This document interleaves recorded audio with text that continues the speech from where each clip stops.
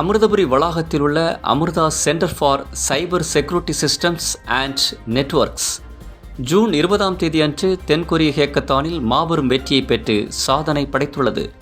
இந்தியாவை பிரதிநிதித்துவப்படுத்தி தென்கொரியாவின் சேஜோங் சர்வதேச பல்கலைக்கழகத்தில் நடைபெற்ற ஹேக்கத்தான் போட்டியில் இந்தியாவை பிரதிநிதித்துவப்படுத்திய மாணவர்கள் முதலிடத்தை பெற்றனர். அவர்கள் 1,50,000 ரூபாய்க்கு சமமான 2.5 மில்லியன் கொரியன் ஓனை மொத்தமாக பெற்றனர். 35 நாடுகளைச் சேர்ந்த சுமார் 40 அணிகளுக்கு எதிராக போட்டியிட்ட பயாஸ் குழுவினர் சைபர் செக்யூரிட்டியில் தங்களது திறமையை வெளிக்கொணர்ந்தனர்.